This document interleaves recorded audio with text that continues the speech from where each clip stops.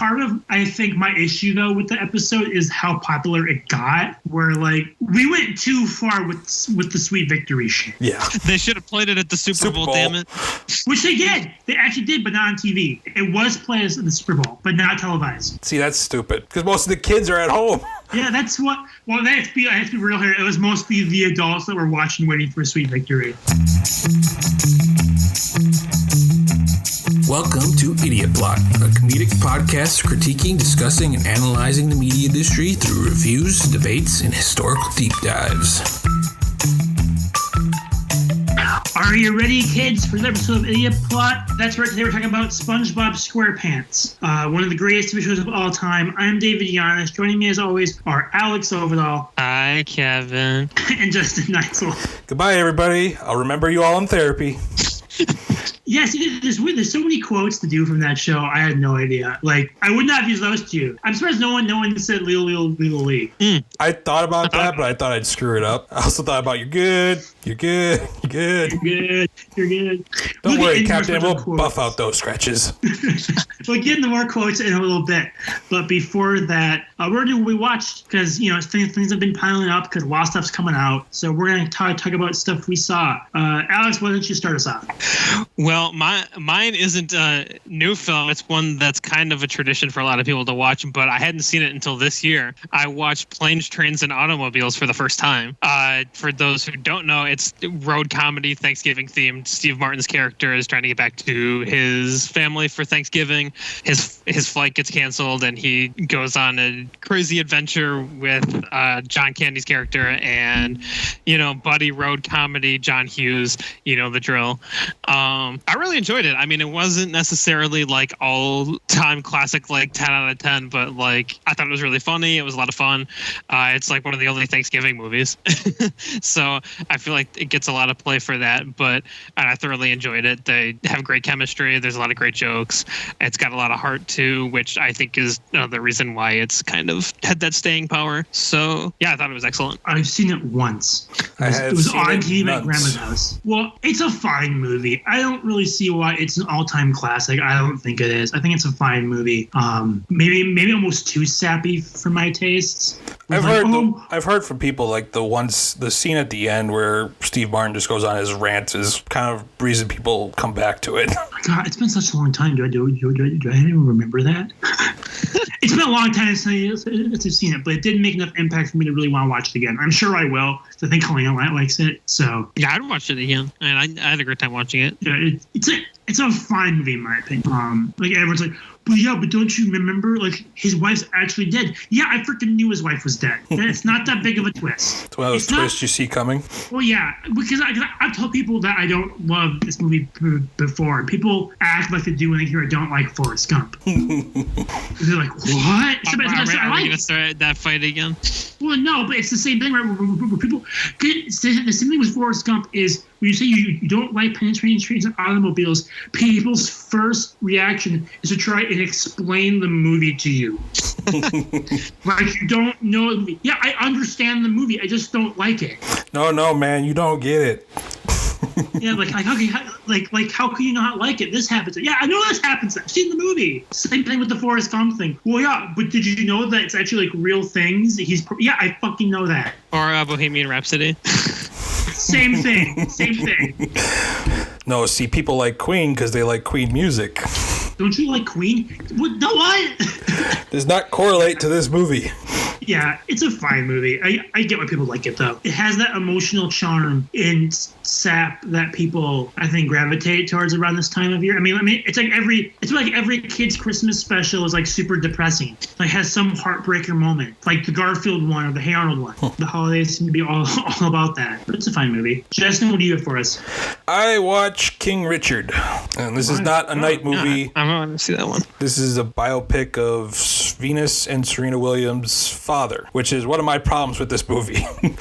is Like it was a good movie, but I wanted to spend more time with the girls and how I wanted to see things from their perspective, not from the perspective of their father, because it basically showing him trying to get his two girls into any kind of country club that they can to get them to start playing tennis and get recognition, and then they get the recognition and everything and they get trainers, but then he wants to pull them back and be like, you don't want to go down the road of them turning into like drug addicts before they're even 18. And Will Smith gives a great performance. If nothing else, I think he'll be nominated, but nothing else really from this movie like stood out as anything spectacular. Yeah, no, it's kind of become one of like the awards front runners in kind of like almost every category. So like, but I'm curious to see it. Like you said, I have heard that where a lot of people do wish it was focused more on the Williams sisters than Will Smith's character, and like, you know, on their father.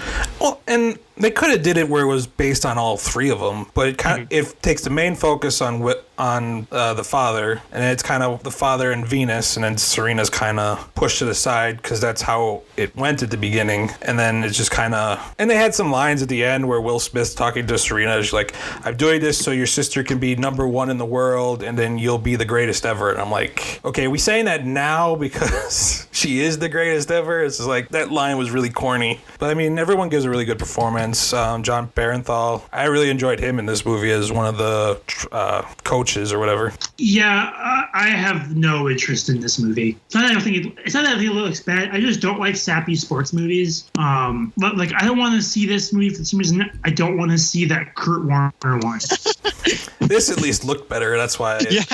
Yeah. This one is. Well, that's the other thing is like, it did not look like a Hallmark movie. That and this, the action was not like the tennis action was like basic stuff. So it's kind of like you're not even trying anything with the tennis aspect of this, of trying new stuff. So just kind of generic, plant the camera and then it's like hit the ball back and forth. Yeah.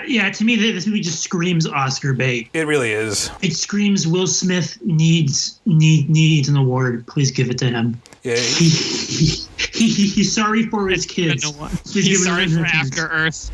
Depending on what comes out, I think he'll be nominated. I don't think he'll win. It all depends on what else comes out and how other actors are nominated. Yeah, I think it's him and Cumberbatch are kind of the main contenders. Well, that's the question. Well, the big question now is King Richard an Oscar contender because the movie's good, or just because everything else is kind of shit?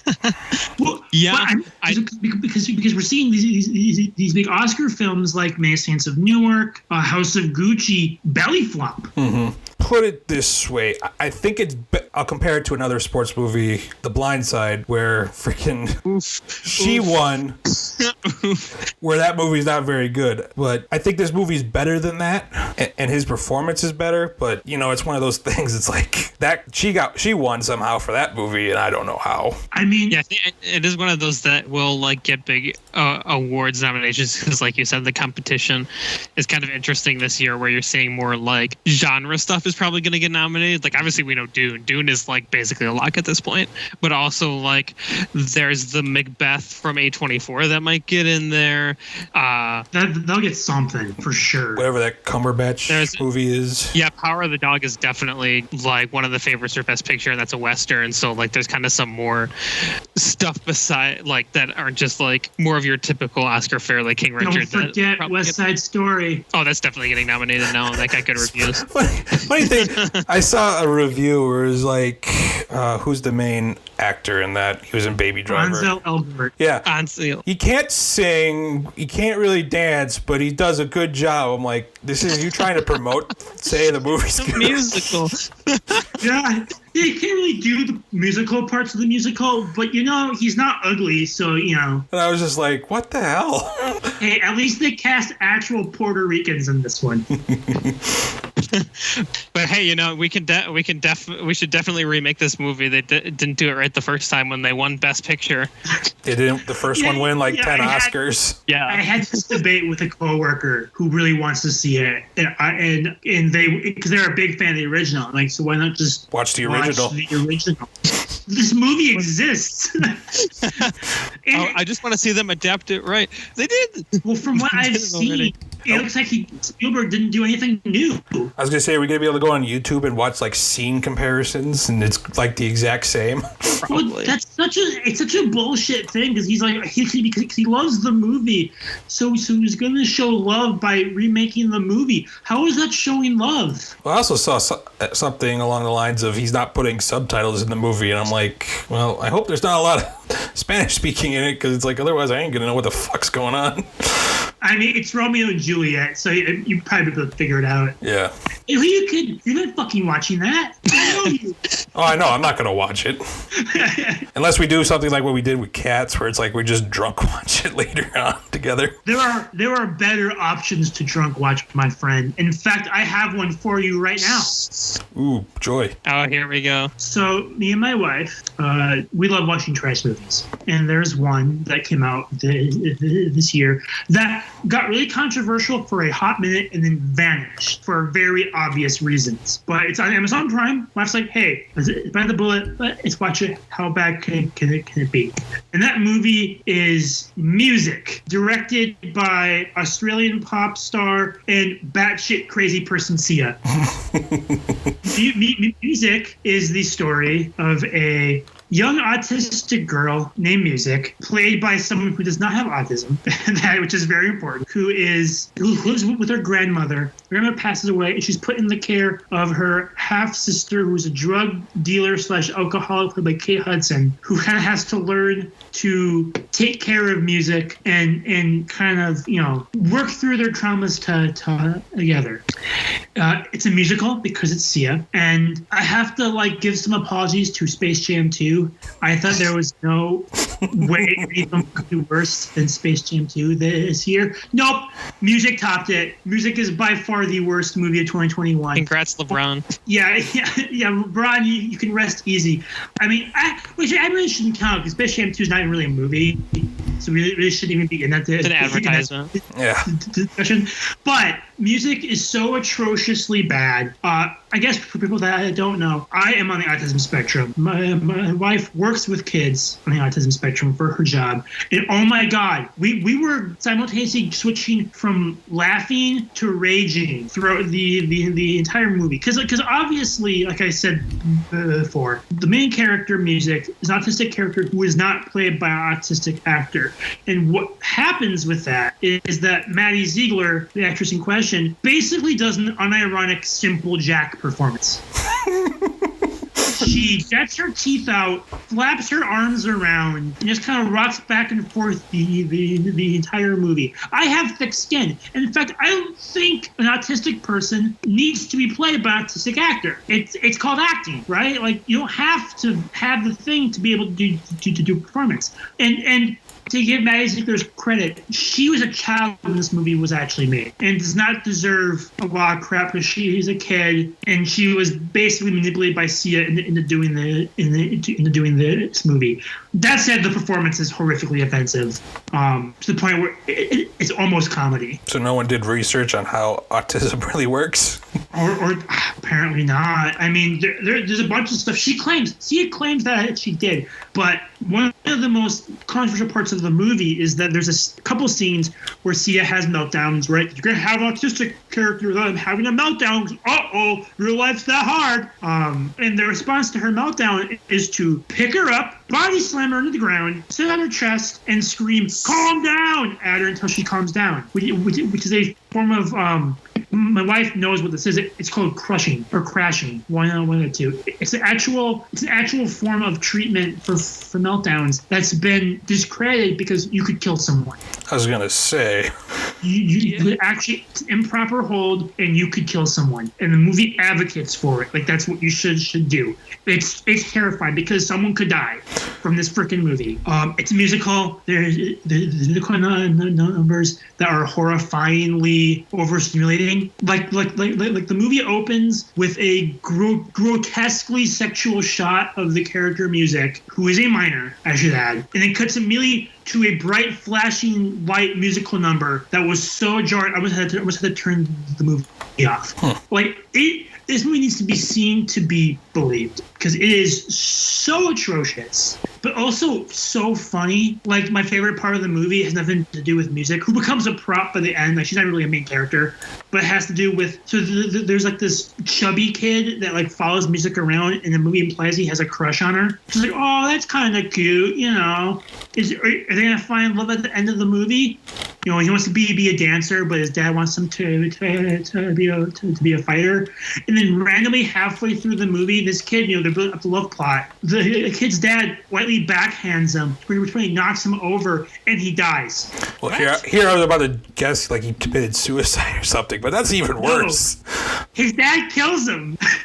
The movie is bonkers. I don't know what the hell Sia's on.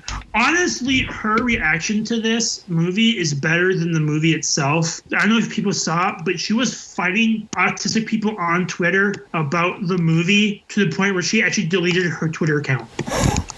Because it all started with some pretty tame questions, and then this happened. So someone asked, because the big battle point of this movie initially, right, was the fact that Maddie Ziegler is not autistic and she's playing a severely autistic character. Mm-hmm. You know, someone asked, several autistic actors, including myself, respond to these tweets. We all say we could have acted in it on short notice. These excuses are just that, excuses. The fact that the matter is zero effort was made to include anyone who is actually autistic.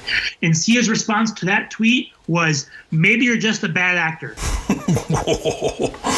Which, of course, caused the internet to completely melt down and shit exploded. Because Sia initially claimed, she claimed, which I think she's lying, but she initially claimed that she did hire an autistic actress, but the set was too stressful, so she replaced her, which means you accommodate, right? Like, if it's stressful, then you change the set and you accommodate.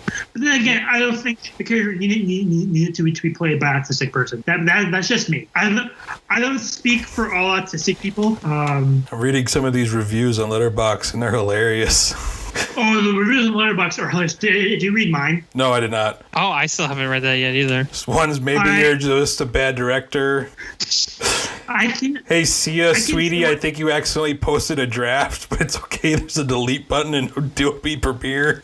I'd give it 0 stars if I could. While I'm loading up my review of it, to show you my response during the movie, I didn't really rage until my wife, who was trying to goad me into a hilarious rant, started reading positive reviews of the movie. Uh-oh. To the point where, so she bought, you know how Christmas, they have like those chocolate oranges and stuff? Yeah. You know what I'm talking about, where it's like the fake orange that it's made out of chocolate, and you crack it over a table. Your review is awesome. She had one of those, and she was like, if you get angry, just break the orange. And she starts reading me these positive reviews to the point where, it takes like 2 or 3 cracks to get the orange broken. I grabbed that thing and I like freaking spiked it into the table and like cracked that thing right open. I was so mad because people actually think that this was good representation. Yeah, so my review for posterity's sake, so I have it on the record. I'm not going to say what I told Alex after I saw it. Because that might be going too far. But what happened to my review? It's not on here. I can see it. I can see it. It doesn't say that it's there. Oh, I see it. Anyway, my review from what I remember was, as an autistic person, I wish my parents would have slammed me into the ground, sat on my chest, and screamed, calm down in my face. Thanks, C. Applejack. Yeah, honestly, you guys should watch this fucking movie. It needs to, or at least watch clips, it needs to be seen. And I remember too, like when it came out, like there was some controversy, but like I feel like it's kind of been forgotten already. Well, because they wanted it to get buried. They didn't want to deal with that shitstorm. I get why, but it's terrible. Everyone should watch it. It's on Amazon Prime. I'm looking at all these high reviews. Some of them look like they're like jokes on why they... But they probably are. Yeah. Well, this one is not. He's like, there are people giving it bad reviews without even watching it, so I'll give it a 5. I'm like, that's stupid. I've seen it. It's shit. Like a 5 stars, so educational.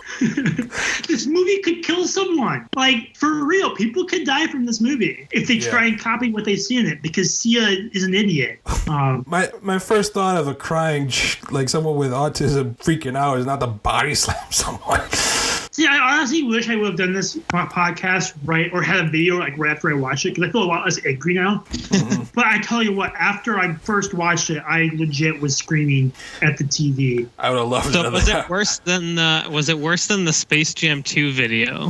I think it would have been worse. See, I mean, I don't know. See, Space Jam just caught me so off guard, because I expected to be mad at this. I didn't expect Bugs Bunny to freaking kill himself. And then Bugs died for our sins. Like I wasn't expecting that from a Space Jam 2. Like that, so that just took me completely off guard. So that's partially why I was angry. This, if I knew nothing about it and then watched it, oh hell yeah, I would have been livid. Because again, it's just, and I can't even really say much of what the performance of Maddie Ziegler is, just because like I feel gross.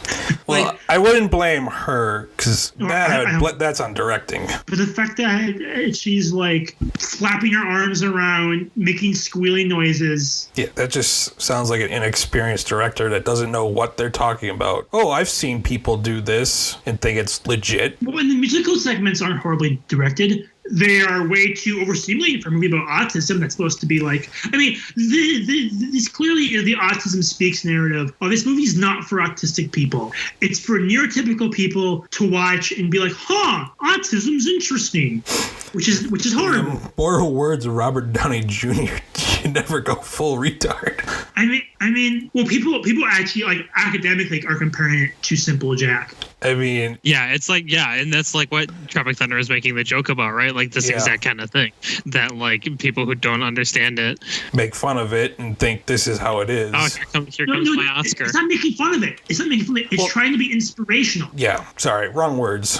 The trying to use it to be inspirational, and people are like, "What the hell is wrong with you?" It's like, have you met an autistic person? Well, it's not just that. You have Leslie Odom Jr. as a black guy whose only role in the movie seems to be to solve white people's problems. Like he's the magic problem solver guy that happens to just know everything about everything. So he's the black savior? Kinda, yeah. It's bizarre. You have Kate Hudson, who's supposed to be an alcoholic drug addict, who all they did was like shave her head, but like she has no scars. She has like perfect skin. Well, you can't expect me to get too down and dirty for a role. I mean, I shaved my head. What else do you want? Well, apparently her role was really supposed to be played by Shia LaBeouf. And honestly, Kate Hudson with a shaved head kind of looks like Shia LaBeouf. Anyway, Sia, I give it 1/2 out of 5. It's a terrible movie. Music. So it's like 1 out of 10 would recommend. In the same way I recommend Cats. Don't remind me. Anyway, I don't want to keep dwelling on this because it's getting me not happy, angry. Mm-hmm. But let's talk about fun things. Let's talk about SpongeBob. I want to start off with the discussion with a claim that I think you guys are gonna like immediately jump down my throat for. So let me explain. In my opinion, SpongeBob might be the most underrated TV show of all time. And I know what you're probably thinking. How is SpongeBob underrated? Everyone loved it. I am thinking this. I waited to see the explanation. Yeah, if you actually look on lists of like greatest animated series, greatest kids shows, all these lists for like what people like critics like think are great shows, SpongeBob will not be anywhere near them. It won't be listed. People think it's stupid. People think it makes kids dumb. It's not well regarded, even though it basically shaped the entire sense of humor of our whole generation, and probably even the one after us too. Because like it shaped our generation. Our generation's having kids now, so our kids are watching the same show because it's still on somehow. It's never gonna end. It's a cultural phenomenon that like isn't recognized as one. And I could be wrong, but I haven't seen it. I'm not sure what you guys' thoughts on that are. And I would agree that in terms of the all-time shows, it doesn't get listed as much. Like it gets brought up, or like, oh, it's like one of the funniest shows, but it doesn't like. I would agree it doesn't get the credit for like the impact it's had. I mean, we're still making new memes from episodes that are like 20 years old. It's kind of hard to say because it's like on one hand I agree with you, but I also there's flaws in your logic too, considering how long it's still going on. But also that like if you've ever watched Butch Hardman on his YouTube channel. He's like, him creating shows for Nickelodeon. They're like, we want the next SpongeBob. And it was like, nothing was ever the next SpongeBob that just took off like it did. So it's like, I don't know. Well, it's called the SpongeBob Standard. It's how Nickelodeon, that's what Butch Hardman was referring to. It's an actual Nickelodeon policy where new shows have to be at the ratings of SpongeBob reruns, otherwise they get canceled, which is stupid because people... Yeah, nothing's going to hit that. Like, I mean, because everyone will tune in for old SpongeBob reruns. Oh, yeah, I was going to say, especially the old one, like first 4 seasons or so. Yeah. And people forget SpongeBob was not a hit when it first came out. It took a couple years. It had to grow an audience. Which are really for a lot of the most like successful shows of all time, like SpongeBob, or like think about Seinfeld, right? Seinfeld, MASH, like all those shows. It takes a couple years. Mm-hmm.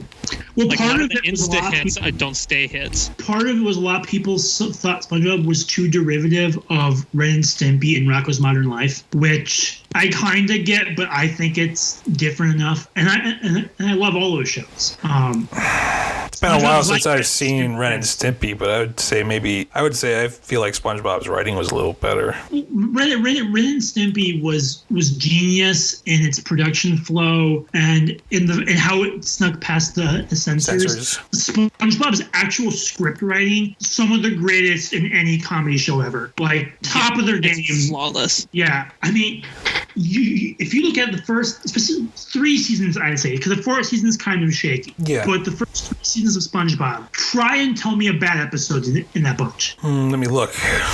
There were some and in fact, if you bring one up that's bad, you'll start a fight with other people because they're also, like everyone, like they're all so good. I mean, there can be ones you don't like, but then there's going to be a lot of people that fight you on it. Versus, like the later seasons, you won't get much argument. Well, later seasons, I haven't watched it in a very long time. Just because I don't have Nickelodeon anymore. Supposedly, it's better now. I've seen some of like the newish ones. It's better than it was maybe 10 years ago, which is insane to say. That it's like, yeah, because everything past the movie, in my opinion, got kind of rough. The first movie. Yeah. I think that's when Hillenberg left, the creator. I mean, I looked quick browsing, but like the only one I really never cared for in the first 3 seasons was like the doing time where Mrs. Puff gets put in jail. Yes, yeah, I really like that one. I love that one. Pedro likes chili. Don't forget what life is like on the outside, to be free. Hey, Puff Mama, what's for dinner?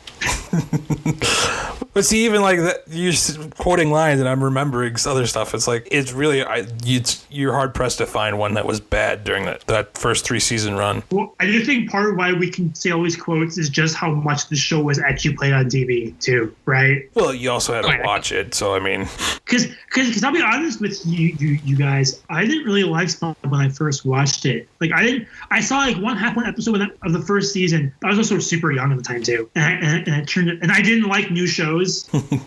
I was very particular with the shows I watched, and I turned it off. And then at daycare, I watched my first full episode. I don't remember what it's called, but it's the wormy one. The Alaskan bullworm? No, the one with wormy that turns into the butterfly. Oh, right. Good news, Patrick. We saved the town. And I was hooked from that point on. The episode's amazing. I think looking at the first season, the one that really got me hooked was the rock bottom one for some reason. It's like one joke, that whole episode. And it's I really like that one. I really like that one too. So that's another 2 versus 1. What is the first episode I saw? See, honestly, I think I don't know how, but I think the first episode I saw was the first episode. Like, it's not like I didn't see it when it first aired, but like I saw that first set of them, like they were just playing it from the start. Oh yeah, they played those for quite a bit. I think the one I really liked that was from the first season that I saw early on that I remember was the pizza delivery one. That one's great. That one's and good. I remember. Oh, Boulder, it's a rock. I remember the Sandy hibernation episode. As I swear, this is literally the only time I ever got my family to skip church because I was watching it, and this is when they got hooked on it. Like I was watching it in the morning before, and they watched it, and everyone was just dying laughing, and like we missed it because they wouldn't stop watching the episode. Which one is that? Is that Hibernation Week or I'm Dirty Dan? I'm Dirty Dan. I'm Dirty Dan. Who you calling Pinhead? It's the real Dirty Dan. Oh yeah. Rips his head That off. shot of Patrick and his head ripped off from the episode is probably one of the funniest bits from that show ever. Oh. I don't know if that's my favorite episode, but it is probably just for sheer laughs. Yeah, I would say to me that's the funniest one. Obviously, I have that specific memory too of the first time watching that episode, but yeah, I think that to me that's the funniest one. See, I remember watching that one. I remember the first time I saw that one. It was at night. It was before they did like that Nick Kids News or whatever they used to do at Sunday nights. That was stupid. They were showing it. I remember being kind of scared because I was like, oh, it's no episode of SpongeBob. Oh my goodness. Which is, I just quote SpongeBob to refer to SpongeBob. That's how many layers we go here. I'm warm. See, I think my favorite one is Band Geeks. Band Geeks, I think, is my favorite. It's the perfect episode. Yeah, I think that's that's like the most common pick, I think, for like best episode. Well, I think you get a lot out of it. I mean, you get a lot of good one-liners like, is mayonnaise an instrument? And then you end on freaking Sweet Victory. I mean, how can you not choose that one? It crams so much into 11 minutes. And there's like not a dull moment. Every character from the show gets a moment. Maybe we'd be playing better if we weren't trying to play instrument with big, meaty claws. Meaty claws. You don't have the lights down. You left your lights on.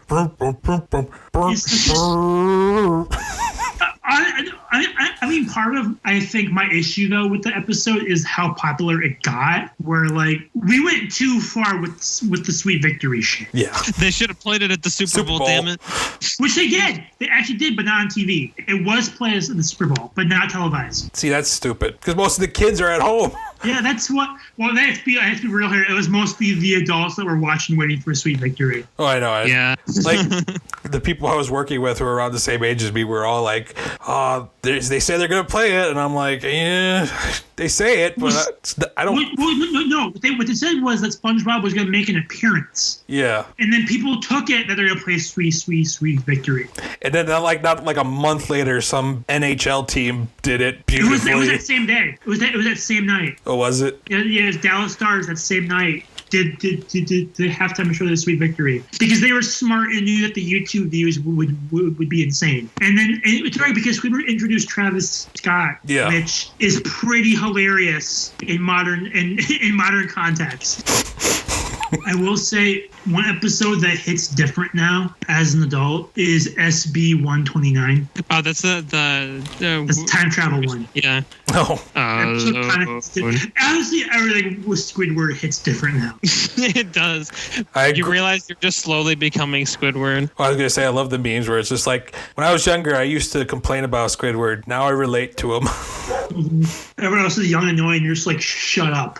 Well, it's also funny about that one is it's the prelude to the BC one. I watched that with my family. We sat down and watched it on like a Friday night when they first premiered. Because if you saw that there was Patchy on an episode, you knew it was going to be big. Yeah. It became an event. I remember, I was like... like the full half-hour ones. I remember when the BC one came out, I wasn't a big fan of it at first. But as I get older and I rewatch it, it's like, why did I not like this? Spudgar Fwee Fwee. Pat Gar Fee Fee. God. It's looking... I will say there is the episode that I don't even think you've seen, Alex, because we've talked about this. It's the two episodes that not many people have seen SpongeBob, and that's from season 1, Valentine's Day and The Paper. All right. Yeah, I never saw that air like growing up. I've since seen the Valentine's Day one a couple of times, but I never saw it air on TV. I own it on VHS. That's how I saw it the first time. It's a great episode too. Which one's the paper one again? It's the one where like there's like a trash piece of paper that SpongeBob finds. He does a bunch of stuff with it. And Squidward like gives him his entire belongings for this piece of paper that's supposed to be like magic. Oh, okay, yeah, okay. It's not great. I was gonna say it's somewhere in the back of my mind. I'm remembering it. It's very similar to the Imagination one. That's way better. Yeah. Arg. Beep boop. That's a great episode. See, there's so many great ones. We could just spend this whole time talking about great episodes. Hall monitor. He's just standing there menacingly. I use that like Wee woo. One of my favorite jokes of that one is like, "Hurry up, SpongeBob! I think it's getting dark." But I want to take a small break from good moments. Is there an episode that you remember being bad? That you remember seeing going, what the hell is this shit? We can talk about new SpongeBob, right? Yeah, of course. I was gonna say it's gonna be a lot of news. It's mostly all bad. Okay, SpongeBob. right. Yeah, duh. You're right. The one with Patrick's sister. That was terrible. There's one with. I haven't seen that one. Samantha? I don't remember. The one's like caveman, right? Yeah. Brother. Oh, Sam Star. Yeah. Okay. Squid Bob Tentacle Pants is pretty terrible. Chimps Ahoy, the monkey one, that one's terrible. I watched one. This was like when watching reruns. I kept seeing ads for this episode premiering, and then I watched it premiere. This was probably like 2015, 16. But it's like SpongeBob gets fired. Yeah, that one's bad. I've seen that one. Oh, SpongeBob, you're fired. Yeah, it was terrible. Most of the ones from like the movie to like 2017 are all terrible. When Steven Hillenberg came back, because there's Truth or Square, that's like a special that's really bad. Most of the specials are shit. Like Atlantis SquarePants, that's when I stopped watching SpongeBob for a while. Yeah, that one was bad. I remember that. Because I saw that one when it premiered and was like, am I just too old for this? Like, what? Why don't I like this? It's terrible. It's a musical, but the songs aren't good. Even though David Bowie's in it. Story wasn't that great, if I remember, because they pop a bubble. It seemed super gimmicky because it was. Yeah, I think when I stopped looking at these, I think when I stopped watching was Best Day Ever. That was close. That episode's really bad. Yeah. It's not like the worst one ever, but like that's kind of when I was like, it's not where it used to be, and I kind of stopped watching new ones. That's when I kind of started watching like every other one. That said, have you heard the Best Day Ever album? There's an album. And it's amazing. At least when I had it as a kid. I remember it now. It's like a fake radio show.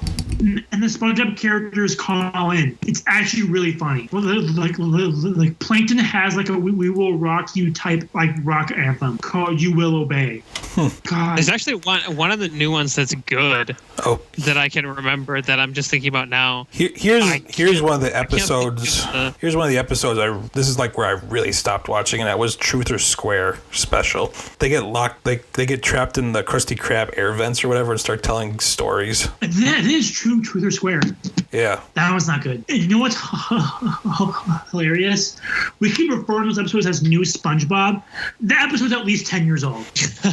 Yeah, like, it's 2008. Begins in like 2006, 7.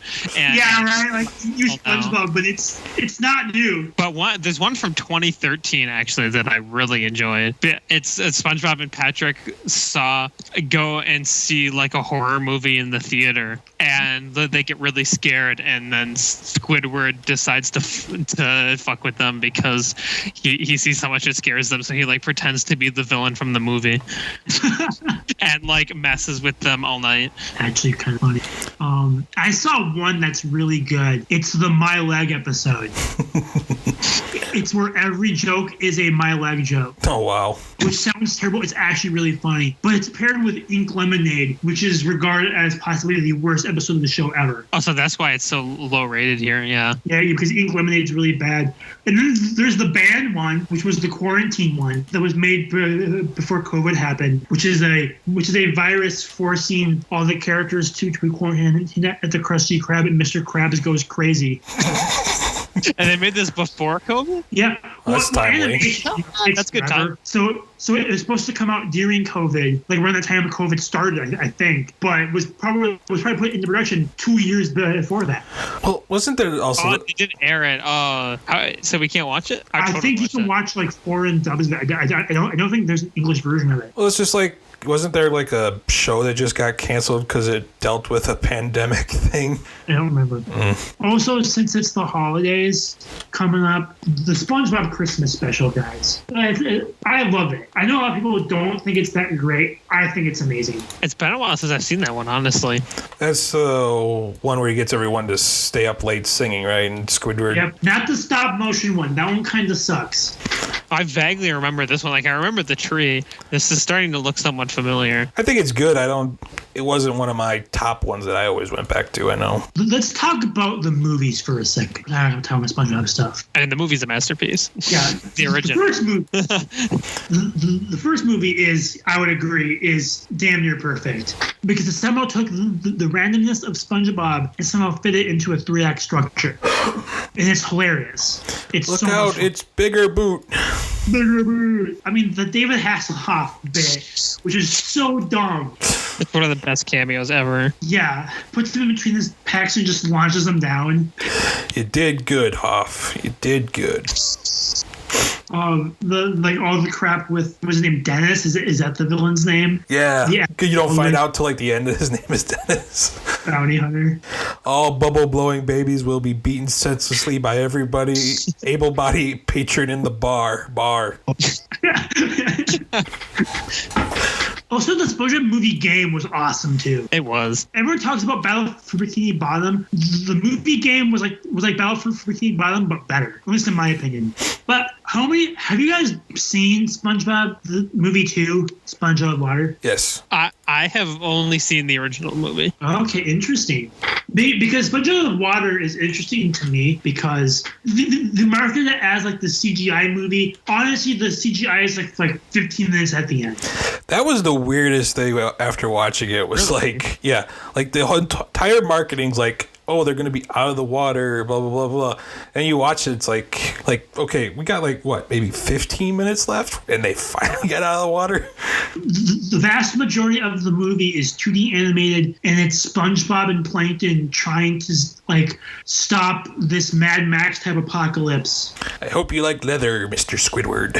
From Hidden Bikini Bottom. It's the 2D parts are actually quite funny. Anything in the real world is terrible. So which one of the film I'm not that high on just because there's some great jokes like Taco House. Plankton going into SpongeBob's mind is one of the greatest scenes I've ever seen in a SpongeBob movie. I absolutely love it. But my theory is that it wasn't supposed to always be a live action movie, but that was forced in like halfway through because there's a cut opening musical sequence which takes the place of the actual opening of the movie. There's a cut storyboarded Mad Max style car chase that was DO'd and storyboarded but never actually animated, which I think was taken out because there's a car chase at the end when they're in live action. So yeah, mixed movie. I feel like I'm the only one here who's seen the third one, Sponge on the Run. Yeah, so that's the new one, right? Yeah, it's the newest one, which honestly don't see.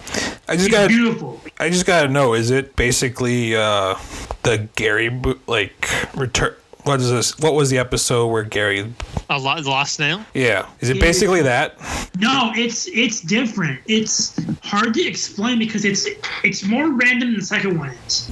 Because he gets kidnapped by, I think, Poseidon, played by Matt Berry, who wants... What? Yeah, who wants... Okay, that sounds good. Who wants snails because, like, snail goo is good like skin cream. And he's running out of snails, so he kidnaps and puts Gary. the lotion on its skin.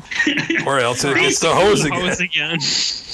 Basically, SpongeBob and Patrick have to go on an adventure to save him, but the movie's way too random. Like, the whole second act is like a non-sequitur dream sequence where they're visited by a tumbleweed played by Keanu Reeves. Oh, that's where all the memes came from. Yep. Yeah. But it gets weirder than that, where in order to get through this dream sequence, they fight an army of, I believe, zombies and or vampires, but they're cowboys. It's live action like zombie cowboys, led by Danny Trejo. That sounds like fun, though. It is, but it makes no sense and honestly takes me out of the movie. And then the last third act is like SpongeBob on trial for trying to steal Gary back, and that's when all the Camp Coral stuff comes in. Oh, okay. Which, isn't that show starting soon? That show's been on for almost a year, Justin. Oh. I didn't know. I didn't know. All I remember from the marketing of the third movie was that I'm like, this just looks like Have You Seen My Snail or whatever. I could see why I think that it's not, but it's not very good either. It's kind of hard to recommend, especially with all of the spin-off stuff, because I'm disgusted by the spin-off stuff. I mean, as soon as the creator died, as soon as he died, Nickelodeon immediately put how many spin-offs into production. Yeah. Well, what? There's the Camp Coral. Now you're getting the Patrick Show. Yep, and a Squidward one's coming. There's a Squidward one coming? Yep, and a Sandy movie is coming as well. Oh, jeez. They're going to milk this till it's dead. You can argue it already is dead. True. Yeah, I mean, the original, people will never stop watching the reruns, but the new stuff, I would say, isn't cared for. Because there's, even when it's, decent or good, there's that, kind of stink around it, we all kind of know that it's not what it used to be. Well, and again, we say new stuff, but new stuff extends from, now to, 15 years ago. God, we're old. I think it also kind of hurts the show's legacy in a way too, where you have 80 beautiful, perfect episodes, and then maybe even less, maybe more 60 beautiful, perfect episodes, and you have 150 that are nowhere near that level. They might not be terrible. I think that's fair. That would be think if if The Office ran for 10 more years, it's we have 6 or 7 great seasons with Michael, and then 10, 15 without him. Right, and that's kind of how it feels. Well, and in my opinion, I feel like they tried to make it not an all ages show, instead made it to a kid only show. Mm-hmm. I think that's there are certainly some jokes that kids are not gonna get if you watch the old ones. Look, the balloons, don't drop them. I mean, Sailor Mouth takes a whole different meaning. You said number 11. Which you can buy Eels and Escalators now from Hot Topic. Take my money. It's a real game, which is sold out now because obviously it's sold. Of course. It's $50 too. It's not even that cheap. Well, you didn't think they were good. Well, they know they can charge whatever they want for people who are going to buy it because it's Eels and Escalators. Yeah, it's basically Chutes and Ladders. It's just we just rebranded it. It's not. I've seen the game in person. They actually have where you build the escalators from the show. Oh, really? Yeah, it's honestly a pretty perfect one-to-one recreation of it. I also because we had Nickelodeon Universe next to me growing up, so I got some SpongeBob rides too. Did you guys ever go on the SpongeBob 4D ride? I did do that. That thing is right. I got vague memories of. I think that's a meme now too, isn't it? I can't say what it is because it's not appropriate to say on the podcast. I don't remember. But I remember that ride being kind of cheap, but also kind of fun. And they have that roller coaster now that's at Nickelodeon Universe, the Rock Bottom Plunge, which is actually a good roller coaster. It's a solid indoor roller coaster. Has almost nothing to do with SpongeBob minus the logo, but it's a good roller coaster. This will also cause you guys probably roll your eyes at me a little bit. I'm prepared for it. I kind of wanted to see the SpongeBob musical on Broadway.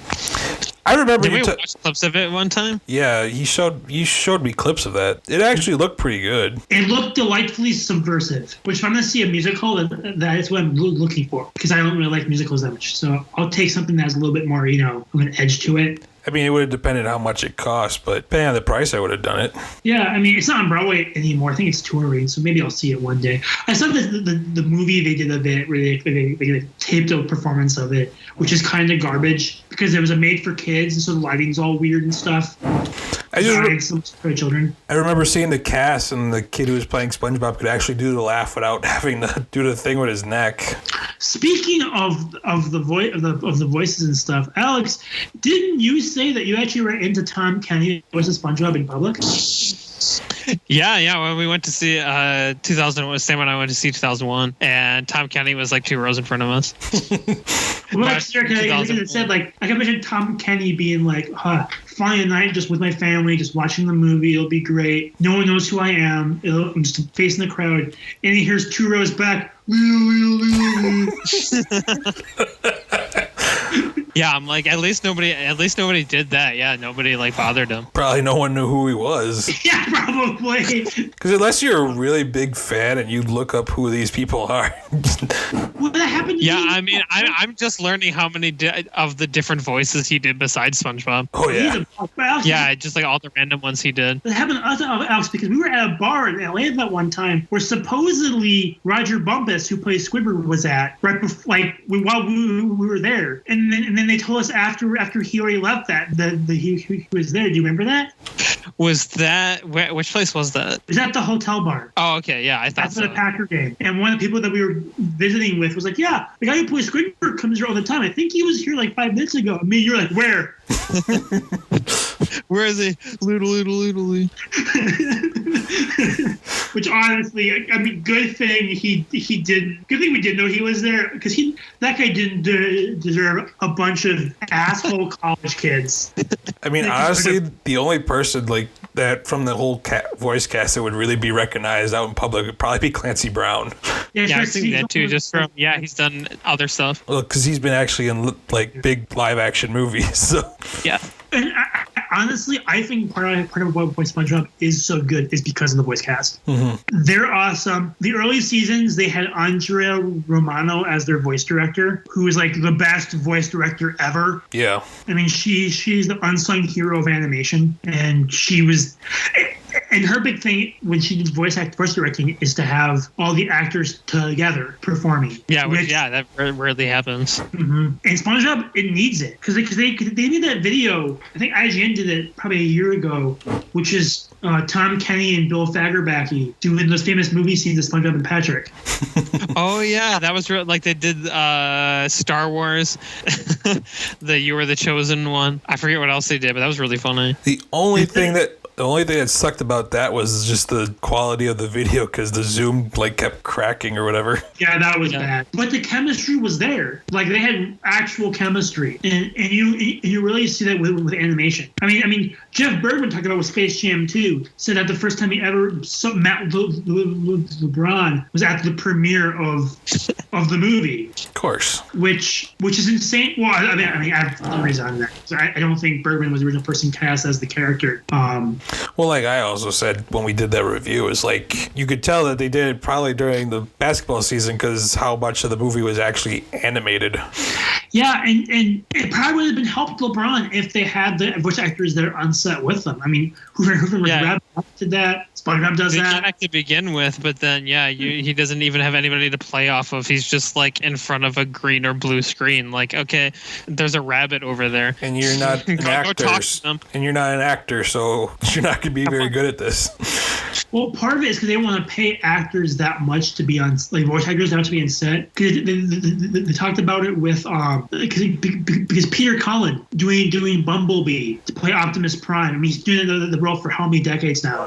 Mm-hmm. He was actually he recorded one day where he had to go in and record over another person's voice. John Bailey, the Honest Trailer guy, did the voice for the voice track, and Peter Cullen had to come in and basically do another person's performance of Optimus Prime as his voice.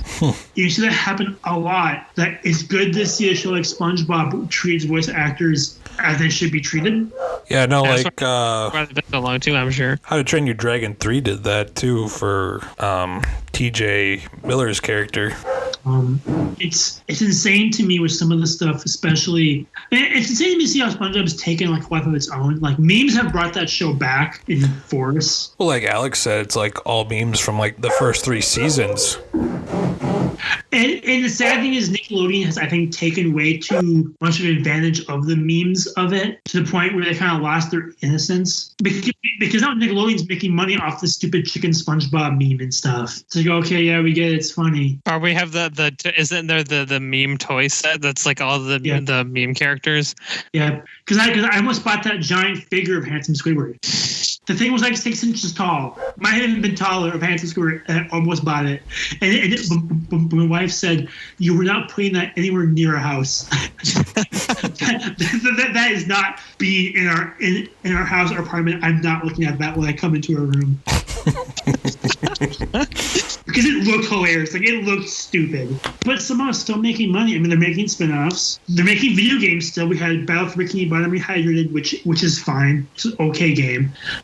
Probably needed more of a redo than what they did. But they're doing that with the sequel to it, Cosmic Shake, which looks interesting. Yeah, I figured that would be a test anyway. Like, oh, let's just re-release the game. And if it does well, then they'll make another one. I think that was kind of the plan. Mm-hmm.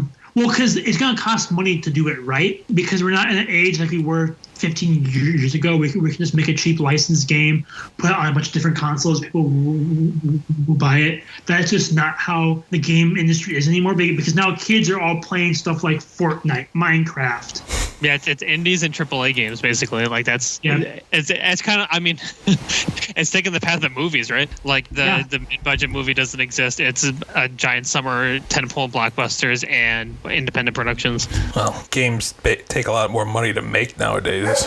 Yeah. Yeah, and that's true. I mean, we're seeing that with, like, Nick All-Star Brawl, which is a really fun game that had almost no money put into it, and now is dying because it had almost no money put into it. Well, and you have DC coming out with their version of it, or Warner Brothers coming out with their version. You have to be bees. That looks which like has money put into it. Yep. Which looks like a mobile. I'm excited for that game. I'm hyped for multiverses, but it kind of looks pretty mobile gamey. It does. Which is my one fear. Because I like the SpongeBob. Okay, so I want to talk about going back to SpongeBob directly. I want to talk about the characters in depth a little bit, because I think people don't realize just how complex these characters are. And I think that's partially why the show is so good. To start with, my favorite character in the show probably right now is Plankton. He's so freaking fun. What is it, Justin?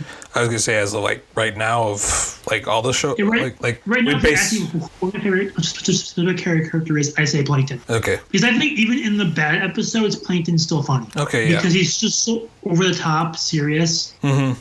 And I think it's one of those two where, as I've gotten older, I think he's funnier. Like the episode where he replaces Mr. Krabs is gold. Good grief, he's naked. I'll come after it the next day, the next day, the next day, the next day. Phone call, and the next day, and the next day. To me, the funny thing about Plankton is that the guy who plays him, Mr. Lawrence, as he's credited, actually auditioned to play SpongeBob, but he used his Plankton voice in his SpongeBob audition. Which they said was hilarious, but not what they were looking for. Oh man, I gotta look online for like a video. Now I'm just picturing him doing all the SpongeBob lines in that voice. Yeah, you just gotta put him over like. I'm ready. SpongeBob talking just with Plankton's voice over it. It's just gonna look so weird. We kind of got it with the one where he takes over SpongeBob's brain. Oh right. It was like, go back inside, you mediocre clarinet player. Mediocre? God, that show it's so stupid. And like we mentioned earlier, Squidward hits different now because he's actually super relatable. And you know that one of the interesting things I just saw started thinking about for the first time watching the episodes the other day is Squidward at times, like just like real people, right? Like secretly deep inside, he kind of wants to be like SpongeBob in the sense that anytime he goes along and does the stuff SpongeBob and Patrick do, usually he ends up enjoying it. Yep. Like secretly deep inside, he enjoys that. Like the box, when he thinks he's driving the car and hears the noises, he like freaks out and gets super into it. Like it's the little things like that he actually kind of enjoys doing those things. But he can never admit to it. Oh, never. The only time he does is when he thinks SpongeBob's about to blow up from the pie, and he's like, I always is that episode where he's like, I always kind of liked you? Yeah. Or is that a different episode? No, that's it.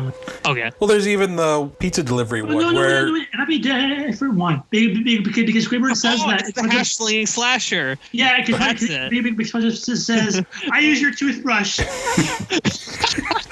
Yeah. Oh, I use your clarinet to unplug my toilet. Well, like even in the pizza delivery one, it's like the guy made SpongeBob cry, and he's like took the pizza and just threw it in the guy's face, defended him. Or like the one where Squidward tries a Krabby Patty for the first time, and you can't admit to like SpongeBob. Krabby Patties, don't you, Squidward? Yes, I do. You can't eat that many Krabby Patties. Your thighs. And then you blow up. that shot of him. That's one of my favorite like underrated funny moments. That and to me is the one where Plankton has his family come over to the Krusty Krab. What army? Look around you, crabs. You bloody crabs. Yes. They'll just start laughing, and Mr. Krabs' face like, what the hell is going on? Well, you also learned that Plankton's name is Sheldon in that episode. Oh yeah, and computer wife Karen laughs at him. I forgot about that. It's right. He keeps putting the name Sheldon behind him as he's trying to talk. Hello, computer wife. Also, Sandy has some really good... When Sandy's the antagonist of an episode... Oh, it's great. That's when the jokes get really funny. Yeah, when she's mad at SpongeBob and Patrick for making fun of Texas. Or, the hibernation one, obviously. Mm-hmm. What's so great about dumb old Texas? When SpongeBob goes into hiding. I'm ready. No, you ain't. Or the one where it's like land critters versus sea creatures. Oh, yeah. Which is such a good one, too. When they all go up and there's like puppets on sticks. Squidward comes out, he still has the giant nose. And he's like, what? It's so because I do think that Sandy's much better as a sort of antagonist than she is a protagonist, because she's kind of OP. Well, that also gets her in trouble sometimes, like when they go after the Alaskan bullworm. Bullworm. That's not the worm. That's his tongue. Oh. That means this whole thing is the worm. That's such a good episode too. And he's like, admit you're scared. No, I'll trip you. You got the camping episode, which is an all-time classic too. We got the sea bear attack. Well, really, the best episodes of SpongeBob are the ones where the characters just interact with each other. Mm-hmm. There's like no plot; it's just the characters being the characters. The Magic Conch show one. Yeah, the Magic Conch.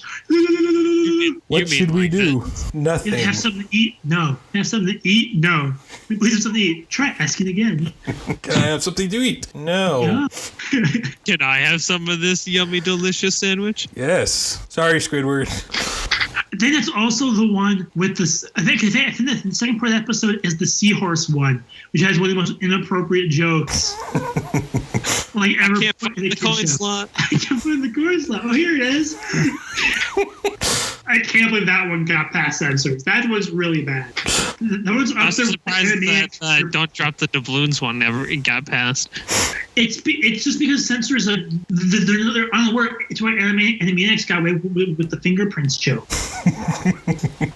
That should have been nowhere near that show. And it's why things like Ren to be Adult Party cartoons fail, because they're much funnier when they have to try and skirt around the censors. Yeah. If they can just be crude, it's not nearly as funny. But when they have to be snacky, then it's funny. Right. Because then you get the shit like, oh, what's the like it's you get the shit like Mr. Krabs cutting their butts off and putting them over his fireplace. Or the iron butt. I was gonna say the one where they cut his butts off and Patrick's like, can I use mine one last time? He also had like the crazy episode where the Doodle Bob, you get the pencil. Which they redid the episode. Did they? They remade it where they ended like Doodle World. It's not like a sequel. It's a full-on remake because it's Doodle Bob, but there's no reference to the previous episode. It's very strange. I was gonna say that sounds just weird. Which they've been doing a lot now with SpongeBob. If you actually watch the new SpongeBob, a lot of the episodes are rehashes of old ones. Well, I mean, are we really surprised? I mean, no, but I'm still upset about it. We're at that point where it's like Star Wars. It's like, we're just going to reboot it because the younger generation doesn't know about the first ones.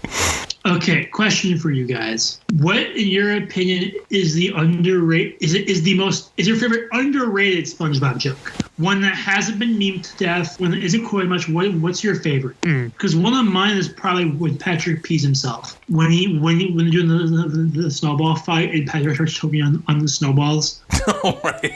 Oh, yeah. He like comes with we're playing charades. Man, what is a good one? I mean, why your guy? Because you're thinking. Oh, I know one. Yep. SpongeBob, stop! We have technology. Yeah. That's a good one. That's a really good one. That episode is perfect. But that's one that's not really referenced as one of the perfect ones. That one's perfect. I think it doesn't have as many good lines. I think, one I quote all the time that I'm thinking of from the same episode to kind of crib off that is like, where it's like, I don't think this could get any worse. Nonsense. Yeah, I quote that one quite a bit. Yeah. What's worse than two? What's worse than one giant paint bubble? Ooh, I know. ooh. Two giant paint bubbles. And honestly, some of the best episodes too are the ones that's one joke that just keeps going and going and going and going. Like the chocolate bar one. Just them selling chocolate bars, and it's funny as hell. Hey guys, what's funnier than 24? 25. Life, death, life, death, life, death. I quote that quite a bit. Honestly, I think I know Helena because every time I'm near that, I have a light switch. I will go life, death, life, death, life, death, life, death. Look at on and off. Or, honestly, one of the best that's underrated bit right there is when Patrick's going for the light bulb and he enters the room, goes, but it's so far away, and then climbs up the pile of light bulbs to get to the one that's already plugged in. Yeah, he's like wearing like lederhosen and stuff. Such a stupid show. Why is it so good? It's so smart that it's stupid. Like, or it's so stupid it's smart. I don't know which way to go with that. But like the writing is so good at being dumb that like it's actually witty. But like in my opinion, it probably should have ended a long time ago. Like it should not be still going. No, definitely not. Probably should have ended after the first movie. That was the intention. Was that when Ellenberg was done, it should have been done. Mm-hmm. But instead, it got replaced by what's the guy's name? Phil Tippett, who became a showrunner and proceeded to suck. Paul Tippett, who became a showrunner and just proceeded to suck for his entire tenure. Gonna suck the life out of it. Well, he made it into just a pure kid show and not a very good one. Mm-hmm. Well, that's one thing you notice kind of nowadays, or when my nephew was younger. It's like watching his kid shows. Like nothing really appeals to adults. It's like, why don't you add some humor in there for adults? Because then it's like you make them want to watch it with their kids. Mm-hmm. It's what Disney was really good at. I mean, SpongeBob understood that its response, that its audience was small children and drunk people at 3 a.m. Guilty. It's why Nicktoons, the channel, shows SpongeBob reruns from like 11 p.m. to 3 in the morning every night because there's an audience for that. Wasn't there one night we came back from drinking and turned on the TV and it was on? Oh, multiple nights. I did that a lot. SpongeBob was my drunk show. It still kind of is. Because it's calming. You can sit back, laugh, make some quotes. It's great. But that said, I do think it needs to end. Even though they won't because it makes so much money. Yeah. I mean, SpongeBob's like pretty much the mascot of Viacom at this point. I think he's pretty much the mascot of Nickelodeon. Well, oh yeah, for sure. Well, SpongeBob has had what I refer to as the Mickey Mouse effect, where when a character becomes a mascot, he almost ceases to become a character. Yeah. We saw that with Mickey Mouse, we saw it with Bugs Bunny, and we're kind of starting to see it with SpongeBob, which is a shame, because the show is still amazing. I mean, I own the first 100-episode DVD box set, and I totally intend on showing my kids that as soon as they're old enough. Which they'll probably hate it, because I can probably quote most of the episodes word for word at this point. I was going to say, when we were hanging out with Jerome, we were basically, like, we were reading the show as it was going on. We're basically performing the episode. Yeah, reading the script. As it's going. But SpongeBob, it's an amazing show. Do you guys have any other SpongeBob memories you want to talk about? SpongeBob memories. Let me see. Like characters, episodes, moments, other media, video games, comic books, toys. I had SpongeBob Legos. Those are pretty cool. Like it's pineapple in Lego form. There was a really before Battle for Bikini Bottom, there was a really old computer game that I was like, did this exist? Until I looked it up recently, that I played as a kid, where like you choose what side of the bed you wake up on, and that changes the game. It's SpongeBob themed? Yeah, it's a SpongeBob game. That's interesting. Do you know what it's called? I can find it again. I found it like a couple weeks ago because I was just thinking about it. Like, what was this game and did it exist? I mean, I loved a lot of SpongeBob games. Like, Battle for Bikini Bottom gets a lot of credit, but I also loved the movie one. I loved Creature from the Krusty Krab. That I thought was super fun. Revenge of the Flying Dutchman's ass. I hate that. Okay, so it wasn't Legend of the Lost Spatula, although that I have played that one. Let me see. Was it Employee of the Month? Was it? Because there's a couple like weird like PC point-and-click adventure games with SpongeBob. It was not Employee of the Month. Okay, cool story, Alex. Wish we knew what game it was. Because that sounds very SpongeBob. I can find it. Better than me. I didn't really ever play any of the video games. I played a lot of them. I played the Nicktoons ones, like Nicktoons Battle for Volcano Island. I loved that one as a kid. Attack of the Toybots blows, but Volcano Island was really fun. Operation Krabby Patty. Okay, Operation Krabby Patty. I've heard of this. It came out in 2001.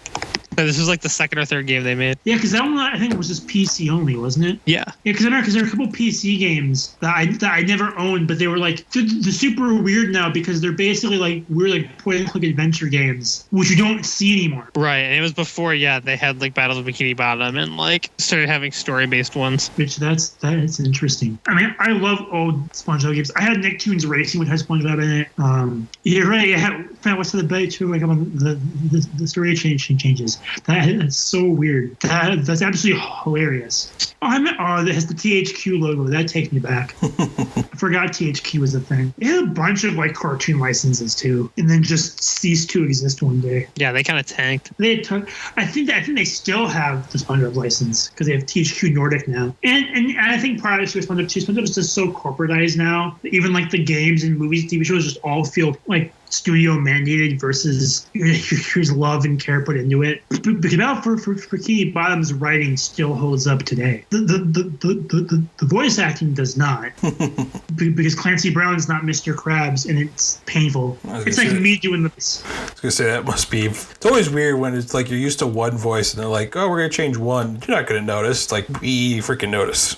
Well, especially when it's not Clancy Brown, it's just some dude going, "Oh, SpongeBob, where's me money?" It's like me doing it. We're gonna make a stereotypical pirate. Yeah, it's not great. I also had a toy SpongeBob that you built SpongeBob, where it was like a rubber sponge, and you could like put the pants on. You could put like different like faces and arms and stuff on it. I really liked that when as a kid. I almost lit it on fire one day. I'm sure my parents are listening. I don't know if they remember that, but I almost started a fire. I'm sure that's what they want to hear. Because I was playing with it next to like a candle, and then lit the bag it was in on fire, and then threw said bag into the garbage because I was a kid. I'm not sure my parents remember me. I was burning the house down. Hey, if you're not a pyromaniac at some point in your life, are you even alive? Anywho, we're talking for a while. Any last SpongeBob comments before I wrap it up? I should probably watch some more, not have to say like, oh, the new SpongeBob when I'm actually talking about stuff that came out 10 years ago. As we kind of noticed. It's weird.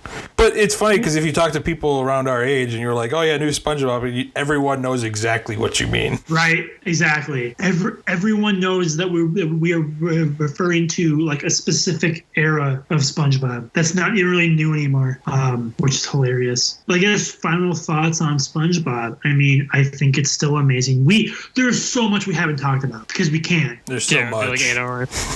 Yeah, I mean, it's all-time classic. Like every single episode, for sure, the first 3 seasons is just a banger. Like all of them are fantastic. The writing's amazing. Still, you notice new things every time. Like it has comedic timing down perfectly. I mean, My Name's Not Rick is still just amazing timing. Or just freaking Patrick sweeping with the wrong side of the broom. Guy just walks up, hey, did you just blow it from Stupidville? From Stupid Town?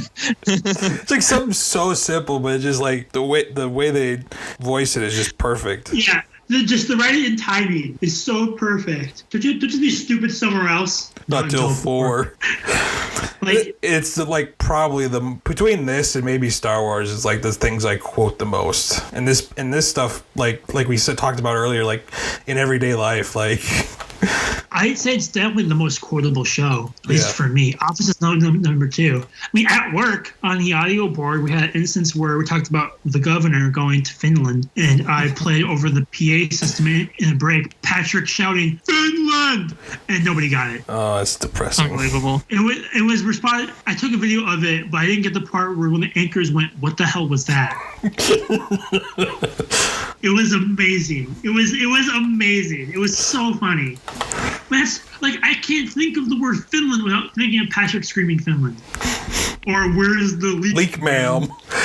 Or Wombo. It's so dumb because it's just absurd lines with no context, and it still makes me laugh every freaking time. Well, like the most absurd line you ever uttered. Well, the problem, SpongeBob, is you have it set for M for Minnie when you should set it to W for Wombo.